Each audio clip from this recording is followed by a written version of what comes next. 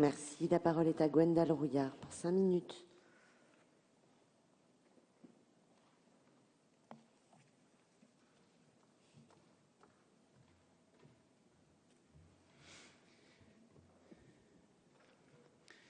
Monsieur le ministre, le défi maritime français est une invitation à une prise de conscience de tout ce que l'espace maritime et littoral peut nous apporter. Il permet également de faire émerger les enjeux ignorés par beaucoup, trop ancrés dans des raisonnements terrestres de la destinée maritime de notre pays.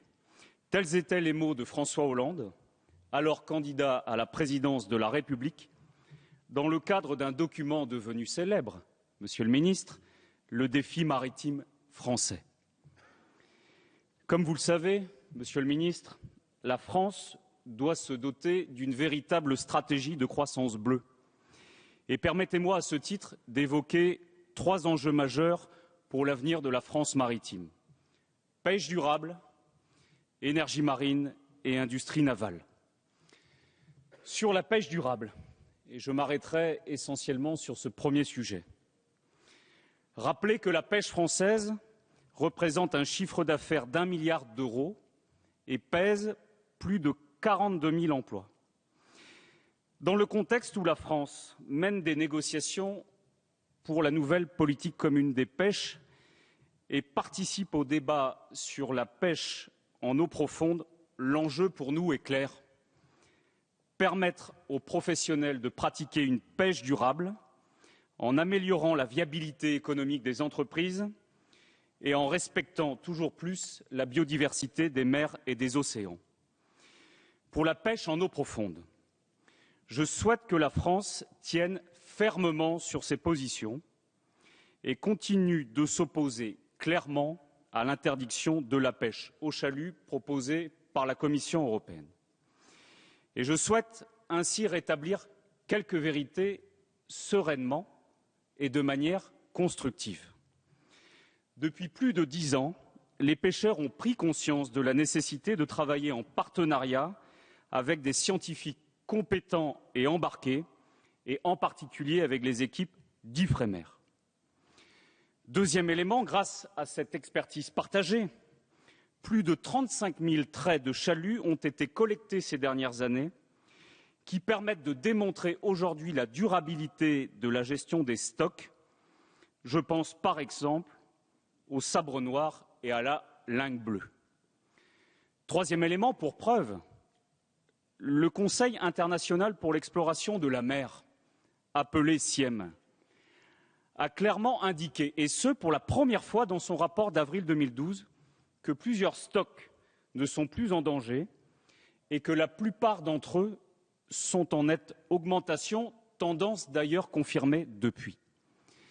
Quatrièmement, enfin, et contrairement à ce que je lis, les navires de pêche ne raclent pas les fonds marins jusqu'à 1800 mètres de profondeur. L'empreinte écologique des navires de grand fond est en réalité minime, même si j'ai bien conscience qu'il faut poursuivre les efforts. C'est en ce sens que j'ai réécrit la semaine dernière au Président de la République et au Premier ministre, ainsi qu'aux ministres. Et c'est dans ce contexte que je me rendrai lundi à Bruxelles pour témoigner de l'objectivité de ces résultats. Pêche durable, premier pilier de la France maritime que j'appelle de mes vœux. Pour les énergies marines, le développement des énergies marines dont nous avons beaucoup parlé ce soir, je n'ai qu'un message central. Le gouvernement développe, et je le salue, l'hydrolien, développe l'éolien en mer fixe. Mais je considère que le temps est venu de développer également l'éolien flottant en mer.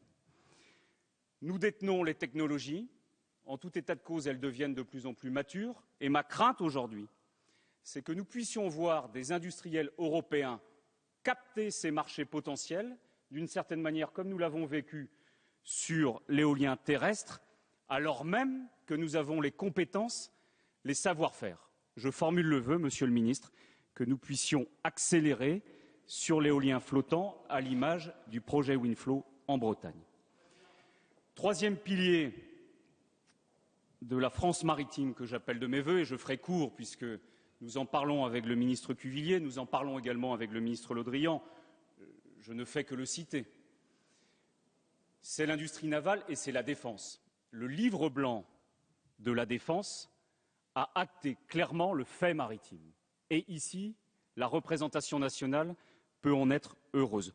Encore faut-il que la loi de programmation militaire puisse le traduire en actes. Et en le disant, je pense au programme des frégates multimissions, je pense aussi à l'action de l'État en mer et au programme BSAH, B2M, Batsimar, sur lesquels nous sommes et nous serons particulièrement vigilants dans les semaines et les mois à venir. Autant dire que les chantiers ne manquent pas. En conclusion, Madame la Présidente, je vous sens derrière moi.